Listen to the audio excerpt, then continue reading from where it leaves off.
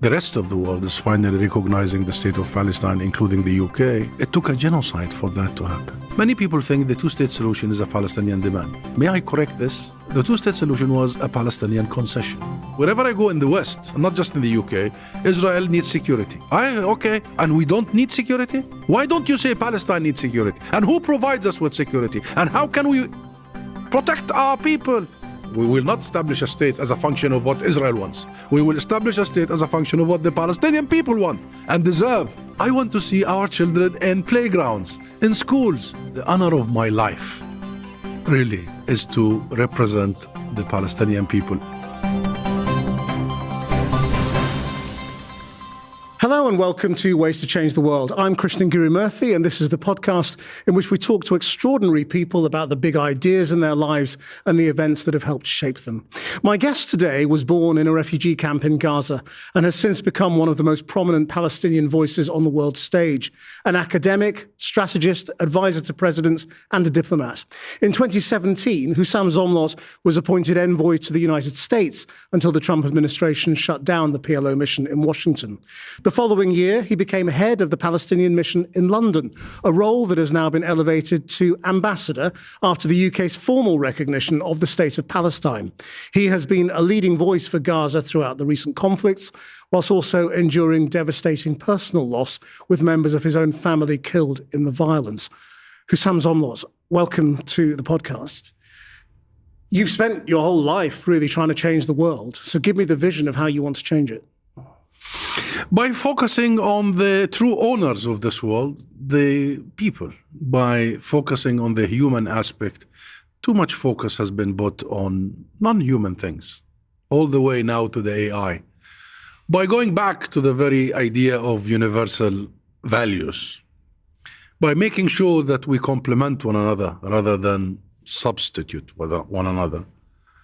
You know, I did my studies here in London in the 90s, in the late 90s, and things were heading in the right direction.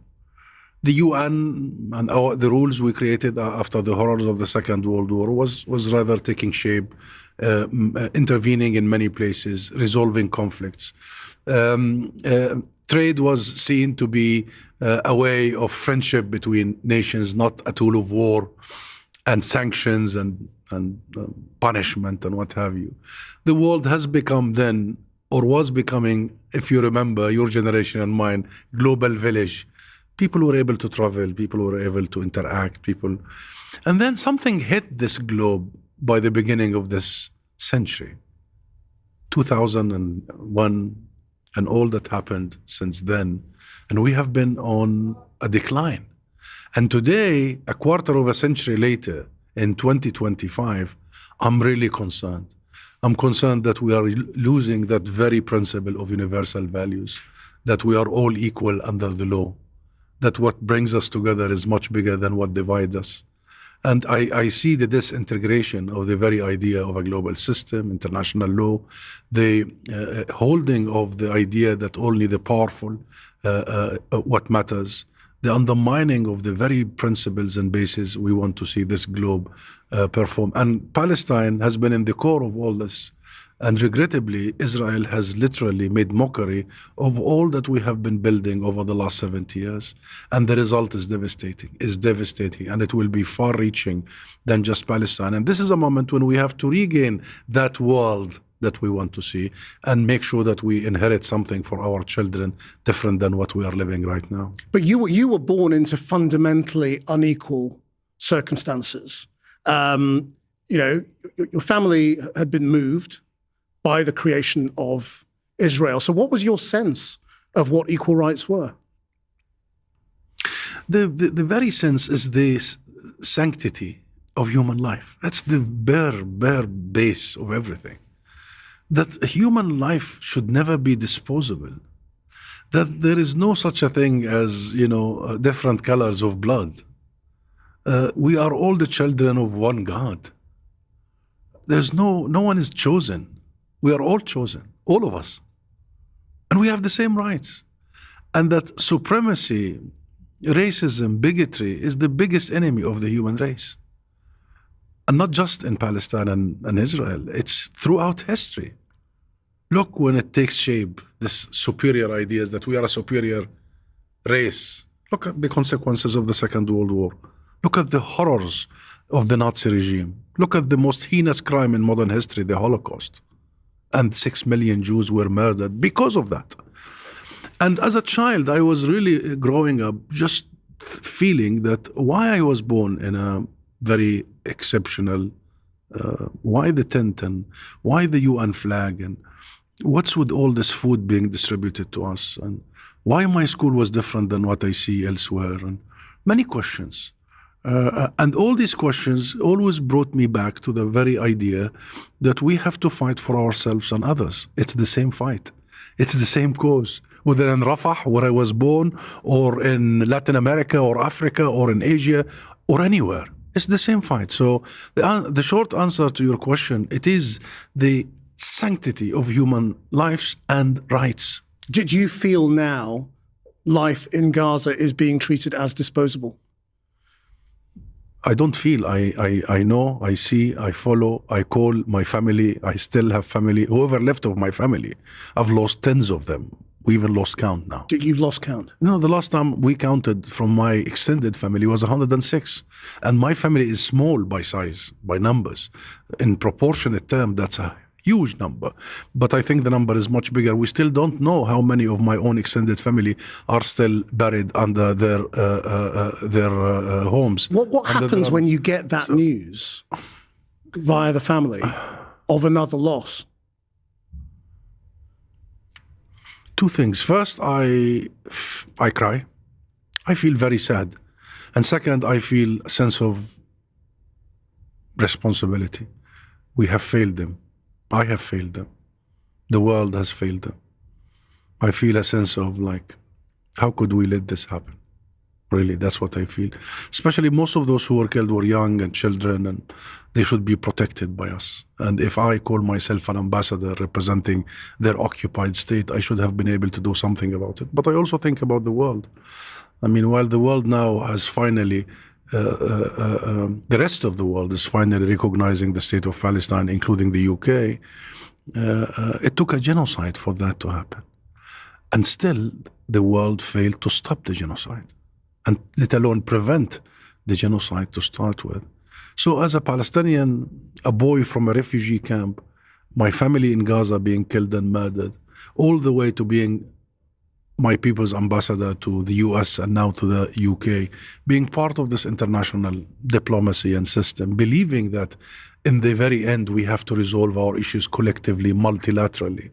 I have many questions now. I have really many questions. And it really attacks the very fundamental belief in me that brought me to the LSE here, the London School of Economics, and it brought me from where? The first job I had, I was educated as an undergraduate in Palestine, in Birzeit University. And when I graduated, economics, I have studied economics, taught economics, research economics all of my life. So I'm an intruder into politics, for your information. But the moment I graduated from Birzeit University, the one place I wanted to join was not governments or even, private sector. It was the UN. So I was a UN officer, official for 4 years, 5 years. Because I always believed, since I was a child, maybe because of that story I just told you, I was fed by the UN, educated by the UN, and I always saw the UN. You know what? I'll tell you a small little child story. I always thought the UN, when I was 5, 6, 7 years old, I always thought the UN flag, the blue flag, was my flag. My national flag, because it was the only flag flying over the houses, flying over the school, the clinics, because it was UNRWA schools, UN schools. Even the cars that used to come to the 4x4, UN cars, would have the flag. And as a child, I even thought the drivers and the passengers of these cars are my army, you see. So the moment I graduated and I was to offer myself to the workplace, to the market, the only thing I could think of is to join that army, is to join that army of the globe, that army of the world that come to enforce rules equally on all of us, that will save all of us.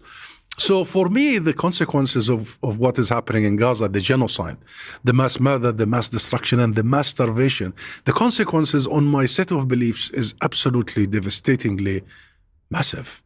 And I am trying my best to hold the belief to keep that light in my heart, that no, in the very end, we have to continue fighting for that system to get hold, for the very idea of a global, just, fair system to continue. The problem, I tell myself from time to time, I look at the mirror, the problem, Husam, is not in the law. The law is good. It's not even in the institutions of the law, as in the ICC and the ICJ. Look at them. They are being sanctioned now. The problem is in the few powerful countries who want to be selective when it comes to the application of the law, who wants to put Israel above every rule, above every piece of law, who wants to keep the immunity for Israel. And then you think, no, you keep fighting those few powerful individuals who are literally destroying everything we want to build as a community of nations. Do you believe the UN is still a functioning institution? I mean, when you look at the General Assembly and you look at this parade of speeches and you see how Trump delivers his message to the world, is it still a viable way to solve problems? We don't have a better alternative. And it was effective, and it's still effective. I mean, I just described to you my experience with UNRWA. And UNRWA is a UN organization that was established to take care of Palestinian refugees until our right to be, our issue to be resolved, our right of return to be fulfilled. Now, UNRWA is the most extensive, most effective way of distributing assistance, food, education, medical services, what have you, treatment.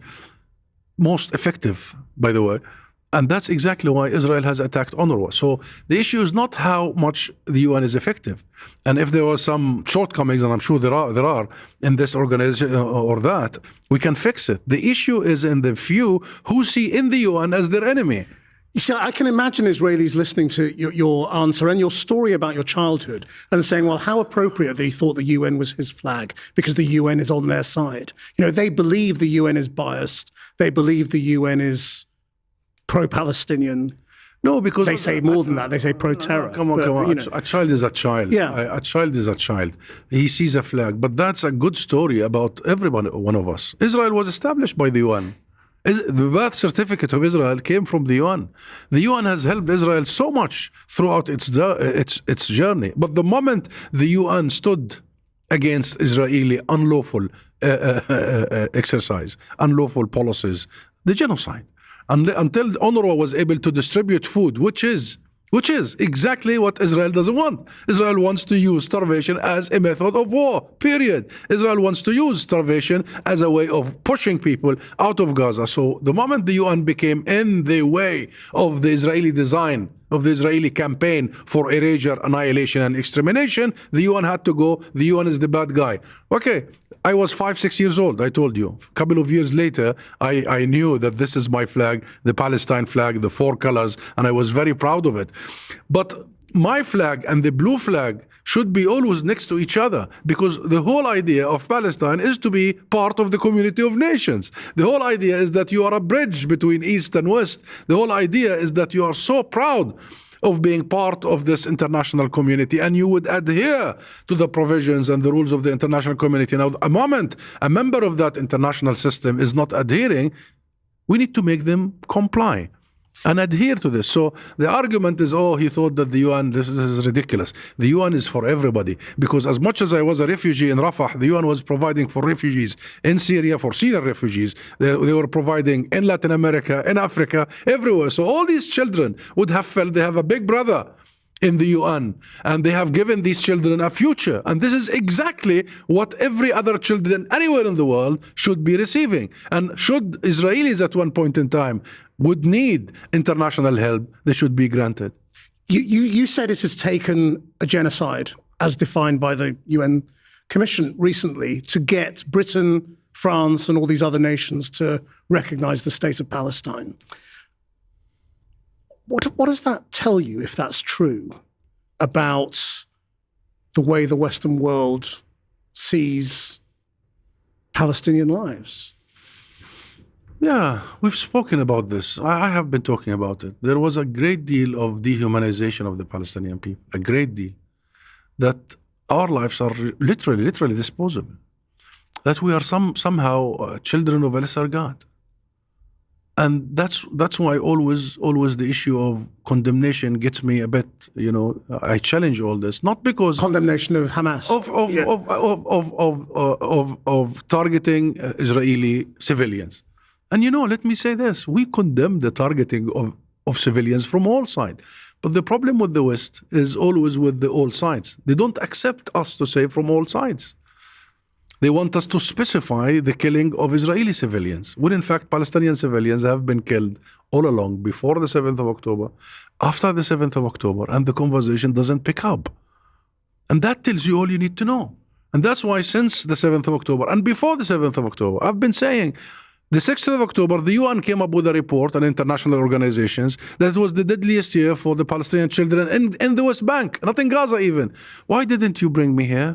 Why didn't you bring an Israeli official? Listen, I go all over the UK now and other countries, and I sit on, in conversations like this. Lastly was Chatham House, and many other, think tanks, media, what have you. We always get to ask, do you condemn? Always the Palestinians. And the Israelis would come just after us. Actually, a few days after I was interviewed by the chair of the director of the CEO of Chatham House, the Israeli president was sitting on the same seat. The question, do you condemn the murder of more than 65,000 innocent Palestinians, including 20,000 children, was never asked.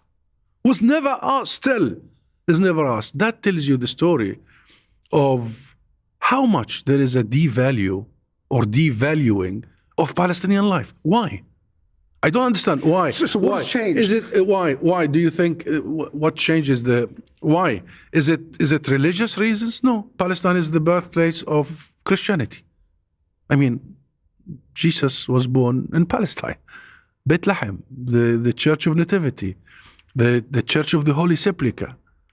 So the heritage for Palestine, and Palestine is made of Palestinian Christians and Muslims. We are the original Christians, and Palestine is sacred to all religions, including, of course, to Islam, as Prophet Muhammad is believed to have ascended by Muslims, of course, to heavens. So it's very sacred, Al-Aqsa Mosque.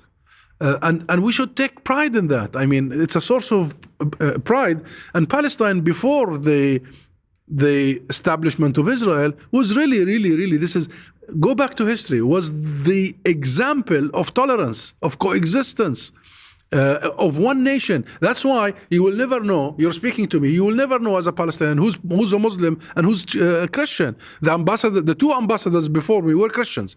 The one before me immediately was Armenian. They only came to Palestine 100 years ago. They took refuge in Palestine. We opened our arms completely to the Armenian community to protect them.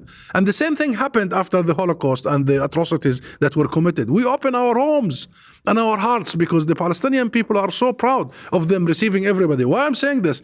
One of them, of the Armenians, became our ambassador to the UK, and our foreign minister now is one of them. So this is the Palestine I'm talking about. And this is the kind of world. So we are not just preaching.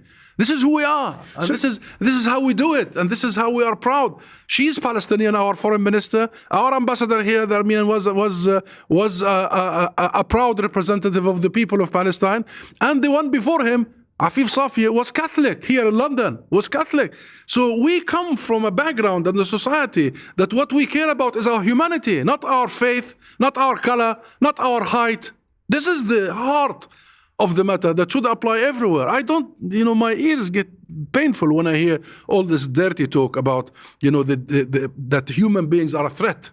Palestinian refugees are a threat. No, they're not a threat. Wherever they go, they are a source of pride.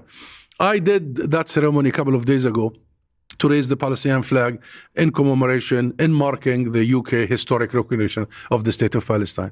And I said that, among them in that ceremony, there were many Palestinians coming to share that moment with us.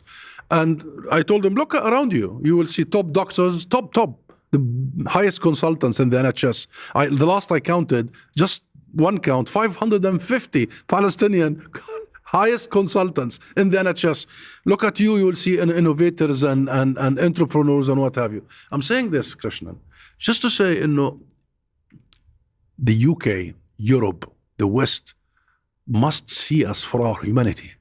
and what we can contribute, rather than what Israel has been feeding for 77 years now, maybe more, that we are only a threat. No, we were the biggest opportunity in the region, and we will be the biggest opportunity in the region. So yes, I have encountered so much racism. And let me stress this again. There is a lot of anti-Palestinian racism, anti-Palestinian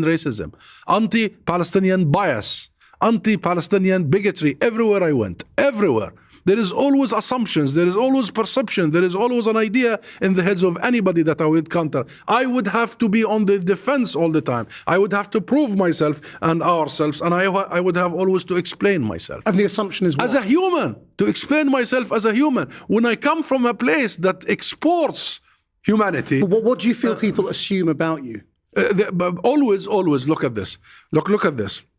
Israel is established via a British declaration, the Balfour Declaration, which was completely and utterly illegal, immoral in every sense, and a historic injustice that was committed against our people, because they gave away our land, our land, without any consultation, without any legitimacy. Britain did not have any legitimacy to give away a land of a people without any consultation. And then they took over Palestine, Britain ruled Palestine from 1919 to 1948, and they were supposed to, as per their contract, their agreement with the League of Nations at the time, supposed to oversee our independence. What they oversaw was our Nakba, the ethnic cleansing of 2/3 of the Palestinian people. So for me to see the British Prime Minister, after all these years, to stand and say, we recognize the state of Palestine, we recognize the inalienable right of the Palestinian people to self-determination, that's a historic moment. Not only for us, not only for the Palestinian people. I said,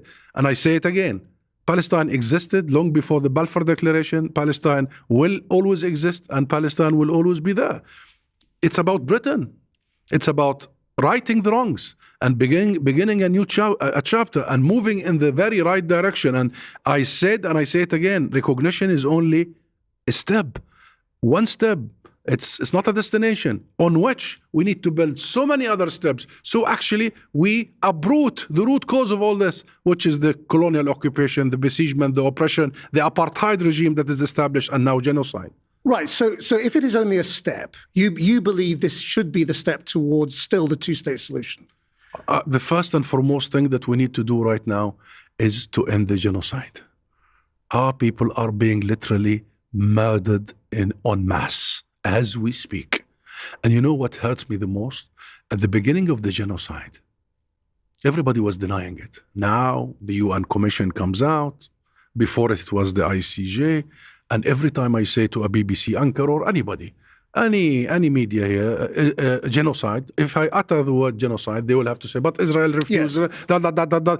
Your role as a media, as an anchor, as a journalist, not to say what Israel says. Your role is to tell me what you see. And Israel has preventing you, the entire international media, from accessing Gaza until now, 2 years.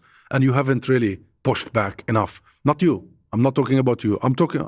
And you, but I'm talking about the Western mainstream media. Although my role, I have to say, you said the ICJ. The ICJ didn't say it's a genocide. It said there's a case for genocide. But that's what a court does. Yeah. To admit Israel for a case of genocide, they would say plausible, of course. But then you will hear the ruling later, and it will be... The ruling will come at some point. Of course, it will come. So in terms of ending the genocide, in your terms, what is your route? What is the next step? First thing and foremost, of course, there are diplomatic efforts as we speak. There is Egypt, Qatar, and with it the US for a ceasefire. There are many proposals, and every time we are very close, Netanyahu does something. Last time he attacked Iran. A couple of weeks ago, he attacked Qatar, as you saw. By the way, the attack against Qatar and against the sovereignty of Qatar, which was asked by the international community to play the role of a mediator. Of course, illegal, criminal, all that. But the main idea of it for Netanyahu was to bomb the ceasefire proposal. That's the whole idea. He doesn't want a ceasefire. So I'm saying this to tell you, we need to push back in the diplomatic arena. But there are other arenas we need to make sure it happens. So actually, Netanyahu finally complies. I mean, the diplomatic arena clearly isn't going to work without America, is it? Yes. Well, there was a meeting between President Trump and many regional leaders only a couple of days ago at the fringe of the UN, the General Assembly, ONGA, And it seems everybody's talking positively that President Trump wants to offer a grand deal to end the war on Gaza, to end the genocide, and to move forward into a direction of peace. I'm hoping that. But there are other, answering your question, we must make sure that while the diplomatic political track is going, there is the legal track. And the legal track requires the following. Number one is accountability. We must see war criminals behind bars. As I was walking into the studio, I saw that Slovenia announced that Netanyahu is now persona non grata, and he will have a travel ban to Slovenia. Well, that's following the ICC arrest warrant against Netanyahu. Accountability is very important, my friend, because without accountability, not only you'll never give justice to the victims, but you will never deter the next war criminals. You will be setting duck for the next genocide, and not just against Palestinians, but against anybody, and not just against our children, but maybe against your children. So we need to make sure that accountability is upheld. This is the most significant part. Anybody who committed war crimes, anybody, any entity, all must be held accountable. But it's about sequencing, though, isn't it? Because what you may find, if you get to a ceasefire, your demand for accountability is going to butt up against the reality of a political settlement and the creation of some sort of Palestinian entity, and there may be a demand for reconciliation, which denies you accountability.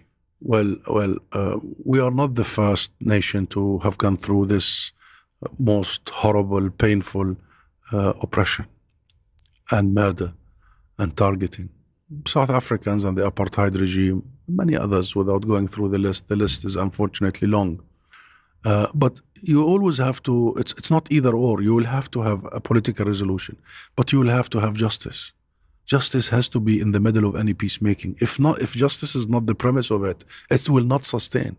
And look at us. We've tried at peace, many shots. It failed because justice was not in the center of it. Can you see Israel giving Netanyahu up to an international court? It must. Because if we want to save not only Palestinian children, but save our international system, it was the ICC that issued the arrest warrant, not me and not us. And the ICC has the world judges. This is the world court. Once it does, and let him defend himself. What are you talking about? Let him go and say, I'm innocent, I didn't do anything, and prove it. The whole idea is that if you really want to deter next criminals, next war criminals, deter next people who think that mass murdering people, mass destroying their homes, I mean, Gaza's gone. Do you think the world wants to? How do you do There's a big assumption there, isn't it? Okay. How do you do this? How do you do this? There are two ways to do this. Either we build our own military capability to defend ourselves, and the never again for us, that moment, is by building the strongest army in the region, and dare anybody touch our children. Or we revert to multilateralism and international judicial system and make sure it's the power of the globe that brings about accountability and deterrence. Which one you prefer? Which one? I prefer the second. I don't think we should build big armies. I think the Middle East has to be a nuclear-free zone completely, starting with Israel. I think the Middle East should focus on economic integration and on giving our people a better opportunities. So we shouldn't go into a military race. So the only alternative to the issue of accountability and justice is international system. I mean, as you know, Israel says... But that's number one of the items. Still, there are others. Yeah, okay, we'll come back to it. But, you know, the Israelis who support Netanyahu, and even many in the opposition who oppose a Palestinian state, as many of them do, say the reason you cannot have a Palestinian state, as you say, is because you cannot have a country that could attack us. You cannot have a country that could have an army, that could have weapons, that could have the ability to go to war with Israel. How are you going to overcome that basic problem? Not you, but how will you and Israel? The argument is, if the argument was genuine, I'm happy to discuss it. But the argument by Israel is a pretext, like many other pretexts. They just don't want to see a Palestinian state. And Netanyahu is on the record publicly saying it every other day, I will never allow for a Palestinian state. Now, for security, think with me. Number one, who needs security most? We or the occupier? The occupied or the occupier? I tell you, I look at you right in your eyes and I tell you it's the occupied, it's the colonized, it's the besieged, it's the genocided that needs security most. And throughout our history, and particularly in the last century, and since the Israel was established, our security has been breached. We have been treated as I said many times, as just disposable, and not just in terms of murder. You know how many thousands of Palestinians rounded in Israeli jail without charge, without trial? We're just nothing. They just come to our homes in the middle of the night, round us, and they throw us in their jails, and we can rotten for years and years without any legal due process. Now, so number one, we need security. And wherever I go in the West, not just in the UK, Israel needs security. Okay, and we don't need security? Why don't you say Palestine needs security? And who provides us with security? And how can we protect our people? What is the role of the state? What is the role of the UK as a state? What's the number one role for any state? The protection of its people. That's number one. How do I protect our people? So we have to think of our security. We will not establish a state as a function of what Israel wants. We will establish a state as a function of what the Palestinian people want and deserve. It's their right. That's the social contract between the people and the state. That's number one. Number two, do you really think, Krishnan, that security can ever be an outcome of bombing? Like you bomb your way to security?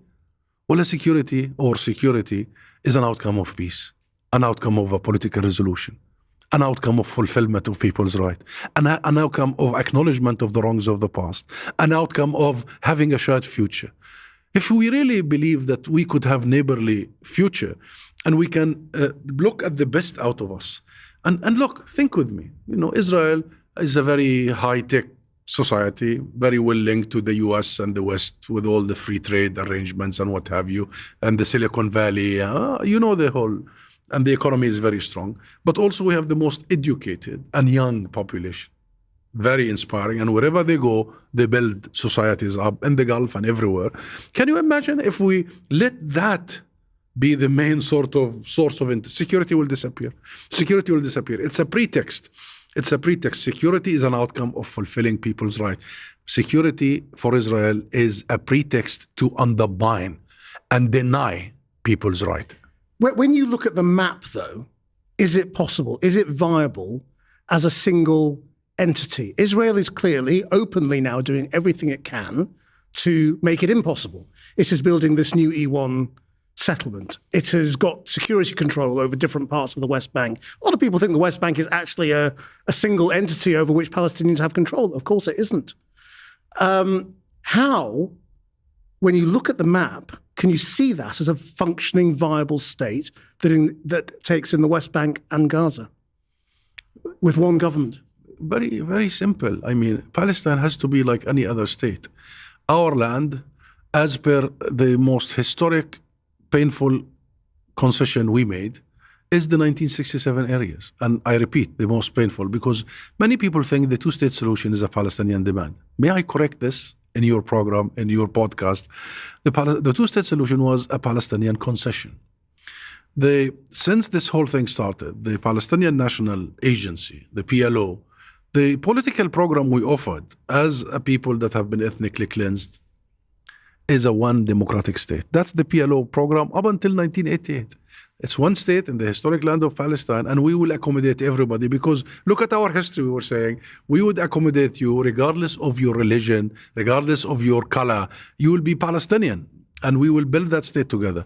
And that idea was a non-starter because Israel wanted to be, Jewish and democratic between 100 parentheses. And to exist, to continue to exist. Yeah, but they could exist, but they want to exist on their own, exclusive.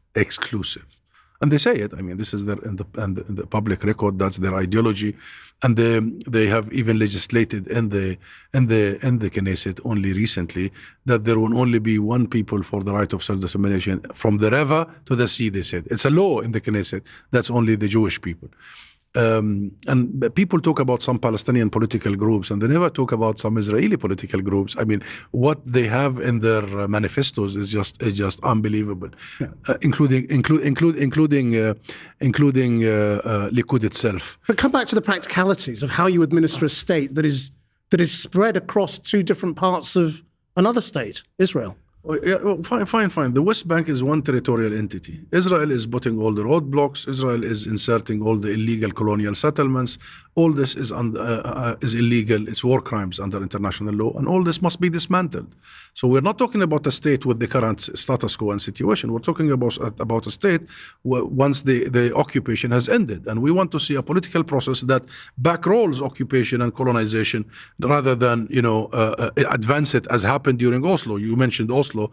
Oslo was meant to be 5 years, and then after that there will be a state because the occupation will be withdrawing. And that's why we have Area A, B, and C, because the first withdrawal was A, followed by B, and followed by C. But we discovered how disingenuous Israel was, because they took A and B as a license to expand their settlements while we were in the middle of making a serious attempt at peace, and they wanted to undermine it. Look, go back to Israel's history.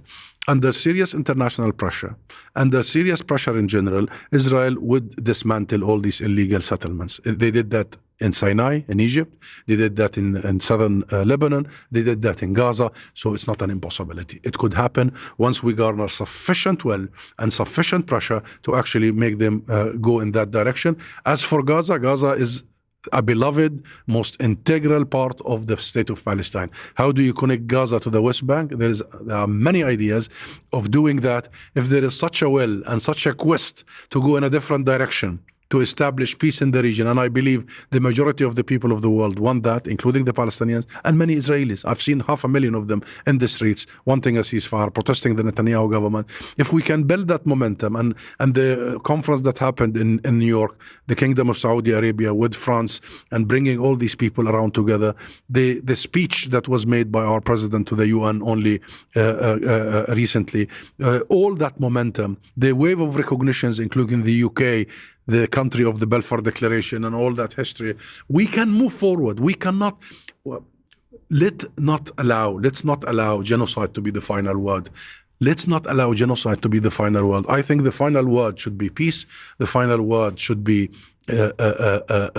reconciliation, and the final word should be that both Israel and Palestine is part of an international community, of a global system that treat all equally. Do you worry, though, that you might be out of touch with the younger generation of Palestinians who have now lived through 2 years of this killing and who are very skeptical about a two-state solution, and who are actually going back to the idea that you said the PLO wanted originally, of one state, and they're not interested in this idea of compromise? Can you blame them? I cannot blame them. People going through genocide and ethnic cleansing in the West Bank. I mean, I was in the West Bank very recently. I spent a month there, and what I saw there was just heart-wrenching. I was not, even I, who was connected all the time, going and coming, I wasn't prepared for what I saw. I mean, while rightly so the attention is on Gaza, Israel is using the time to finish its real job, which is in the West Bank. So, having said that, I understand what our younger generation are going through. I really do. But I want them to also understand what the previous generations, not just my generation, but the many generations before us, have gone through to arrive at a moment where we compromise, we give that painful concession, as I started by saying, for the sake of peace and for the sake of our future and the children of our children and the children of the region and the world. This is not just about our children. And the best way, the leaders of the time, Yasser Arafat, the founder of the movement, of the Palestine National Movement, the father of the nation, found was to ally ourselves with international legitimacy, international consensus. We go back to the beginning of this conversation, the significance of internationalism, universalism in this whole equation. And whether we like it or not, the international, and many in the Palestinian side saw that as unjust or unjust. But the international community has come to a consensus that the solution is 2 states on the 67 borders. So we, as a Palestinian, at the time, as a Palestinian movement, saw in that, okay, let's accept this proposal, so at least we save what's left of our people and we embrace the future. So I will tell them to study carefully the past, to see what the previous generations have gone through and why they arrived at this moment. And I will tell them that in the end, what matters is not how big or small the compromise will be. In the very end, what matters is how do we make sure that our children are protected and they have a future they deserve. Krishnan, I want to see our children in playgrounds, in schools. And I want to see them in universities and leading your banks and leading your international organizations. That's what we want them to see. And what do you do about your extremists? There are extremists in every culture, including in the Palestinian one, and they have arguably undermined the peace process for generations. What do you believe that they are persuadable, or do they have to be defeated? Depends what you mean by extremist, but I think the biggest weapon against the most lethal weapon. I mean, the people who still want the most lethal. You mean the people who want Israel to go? That's what. Yeah, and who believe in violence. So you believe also, like 3/4 of the Israeli political class believe that Palestine doesn't exist. Now this is the issue. The issue is that always when it comes to Palestinians, you started by asking me, extremism is a Palestinian thing, violence is a Palestinian thing. No. I said everyone has. Violence. All of these societies have, and Israel definitely does. Terrorism is a Palestinian thing. No. When in fact all these things, terrorism, violence, incitement is Israeli thing par excellence. Are you hearing what the Israeli I literally said everybody has extremists, including Israel, but so does Palestine. So the question is, what do you do with your extremists who believe in violence? I'll tell you, and take my answer for a face value. The biggest, most lethal weapon against extremists everywhere is one word, hope. Hope. Extremism thrives on desperation, thrives on depression, thrives on the feeling that nothing is possible. So hope is the antidote of all what you're seeing now. And that's why we must give our people hope now, before it's too late. And not just our people, all people. People are so depressed, my friend, everywhere. People feel that this is dark, this is impossible, that we are just going to be killed anyway. And then when you get to, and we are going to be killed alone. And even when we are killed, nobody will bury us. You know, the biggest fear for our people in Gaza, and I'm on the phone almost every day, the biggest fear is not that their children will be killed. The biggest fear of many fathers I spoke to and mothers is that they will not be able to bury their own children. They only wish, should their children be killed, they can still bury them. And by the way, there are many children who are still unburied. So in such situation and in such thinking, how do you give them? How do you light up a candle in the middle of this darkest of darkness? And the only answer to that is a horizon to a different future and a fight against the fanatics in the Israeli government. And who can light this candle? Who can now light this candle?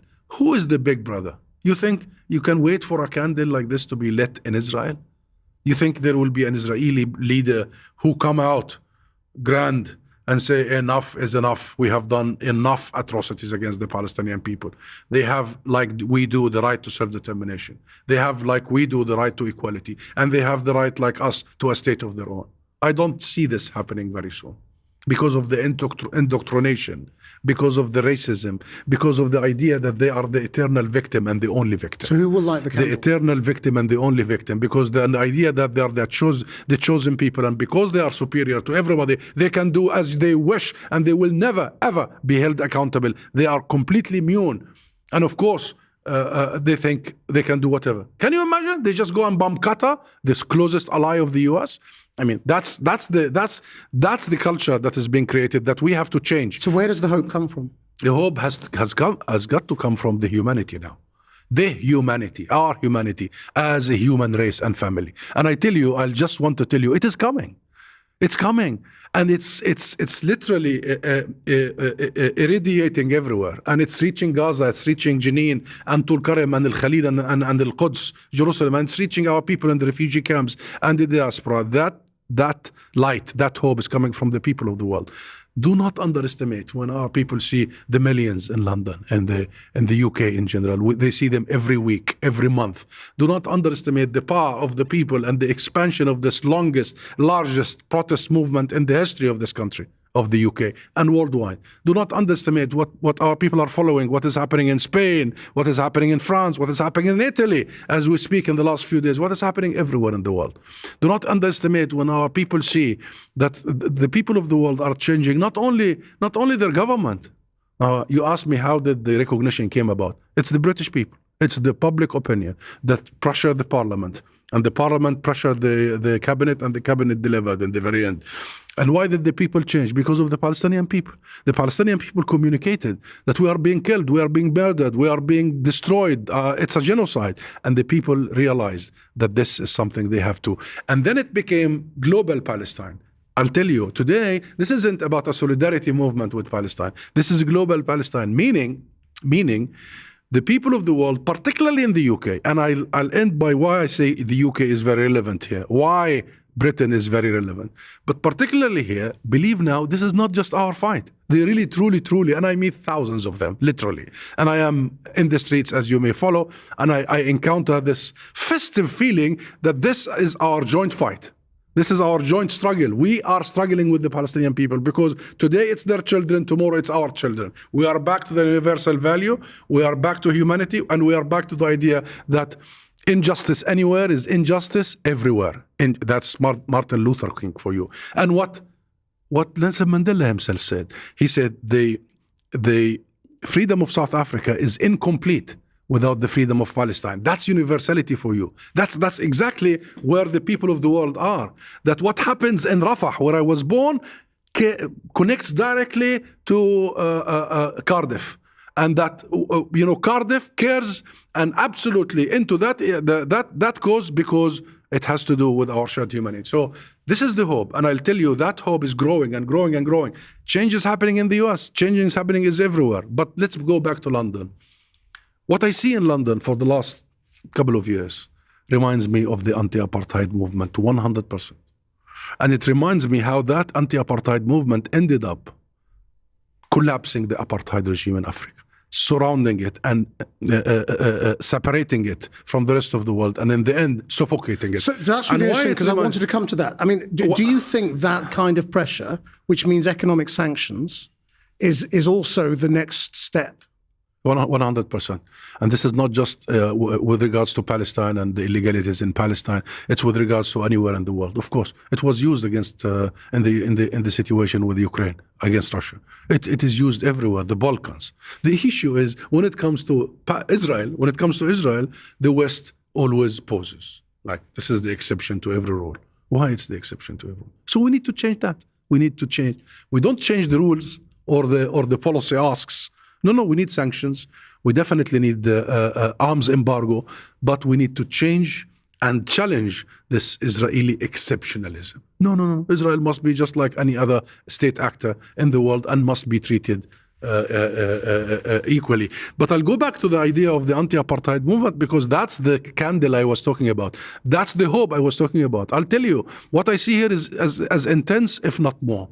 And I'd like to remind you and remind your viewers, the last comers of the anti-apartheid movement were two countries, Israel and the US. And today, the last in the globe is Israel and the US. Don't you see the similarity here? Don't you see the power of the people? Don't you see that we are upon that moment? Don't you think this is our South Africa moment? And that anti-apartheid movement was able to free Nelson Mandela and was able to free South Africa. And I think we are almost there. Absolutely. But I want our people to know, because our people are being deprived of you. You are unable to go and convey that message as a media. You are unable to go and report what is happening to them in Gaza and many parts of the West Bank, by the way. Israel now is absolutely wanting to do all this in the darkness. So we are hoping through these conversations, and we are conveying to our people, and the ceremony we conveyed here, raising the flag, commemorating the UK recognition, telling our people here, because of your blood, because of your sacrifice, because of the last 100 years of steadfastness, sumud in Arabic, now the UK has ended 100 years of denying our existence and denying our right to self-determination. So that is the hope. The hope is that while we are being killed in the worst moment of our history, a genocide is being done against us, lights are coming from many directions. And how do you see your own role in this future? Some people wonder if you are part of the future of a Palestinian state, a possible leader. Is that how you see your own future? My future? I'm just a person, my friend. This is much, much bigger than me as a person, as a boy from the refugee. That's a political answer. No, it's not. No, it's not. Listen, the honor of my life really is to represent the Palestinian people as an ambassador, first in the US and then now in the UK. The honor of my life is to stand there 2 days ago and declare that today Britain's denial of the Palestinian people, Britain's most gravest historic injustice of denying our right to self-determination has ended. Big deal. Doesn't matter where you are in that state, and that what matters is you are a son of that nation and you serve that nation wherever you are. And I'll tell you, I felt that was the most important moment in a long history. And for a boy from the refugee camp, again, to have witnessed that, I feel I'm done. I'm done. Maybe I'll become, you and I will do a joint podcast. You and I will do a joint podcast. But now there is no free state of Palestine. Maybe once the state of Palestine is free, you and I will think about how do we do that. In the meantime, the real battle is the liberation. Yeah, I mean, look, this podcast is partly about allowing people to dream, and you've been kind of laying out a vision of hope. But there is a much less hopeful possibility as well, as you know, which is that the Trump administration is not going anywhere, whether it's him or somebody else. You are essentially down a line this way. Israel has worked out that it can pretty much do what it wants and carry on.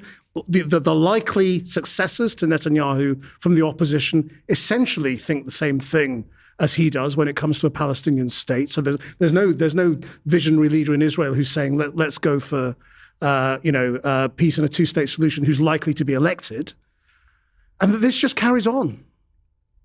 And that in truth is quite a realistic scenario, isn't it? It is. If we don't really deliver to the Israeli public, in the end, it's the Israeli people who elect their leaders. And they elected Netanyahu almost for 20 years, by the way, because the first time they elected Netanyahu, it was 1996. So it's almost 20 years. They elected him on the basis that he will derail the Oslo process. He promised them publicly in his election campaign, and he will never, ever allow for a Palestinian state. And he will do that while he will normalize Israel's relations with the region. Remember the normalization campaign. And that occupation he promised them will be permanent, colonization permanent, besieging Gaza permanent, everything will be permanent. Permanent illegality, and things will be fine. I am the man, he told them, who can deal with America. I'm the man who can deal with the region. We need to give them a different message. And we need to tell them, you cannot have the cake and eat it too. And things come with consequences. If you continue electing this person, there is a price to be paid. And the price has got to be economic. And the price has got to be cultural. And the price has got to be completely painful situation whereby you cannot believe that you can continue subjugating an entire nation permanently. And we can do that. Again, to South Africa example. The people of the world are doing that already. The governments of the world have just begun to do that. As I was walking here, Slovenia announced that Benjamin Netanyahu is persona non grata in Slovenia, and he cannot travel ban. I think I mentioned this earlier. This is going to increase. And Slovenia is a European country. This is going to increase, and it will be so the people's movement is reaching governments now. And if we get to a point where we have full sanctions, not half sanctions, there is a lot of these measures that were taken by some countries, including the UK, like the arms embargo, like the sanctions on the Israeli government, like the sanctions on the settlers and the settlements. All of them are half measures. We want full measures.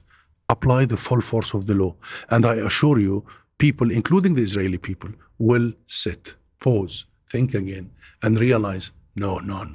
This cannot continue. We have got to bring about leaders that take us into a different direction. Netanyahu was a clown. They will realize Netanyahu did not serve the future of Israel. Netanyahu has isolated Israel completely and has achieved nothing except murdering 20,000 children, and together with more than 45,000 of their parents and families.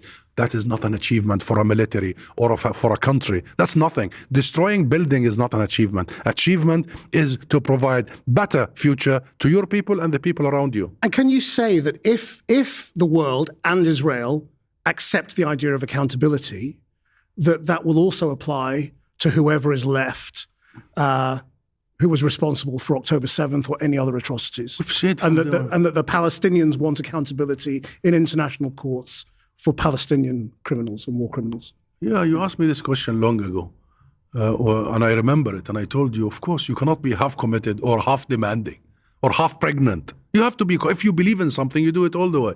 We believe and will adhere to international judicial system. Husam Zomlot, thank you very much indeed. Most welcome. Thank you for sharing your ways to change the world. You can watch all of these interviews on the Channel 4 News YouTube channel. Until next time, bye-bye.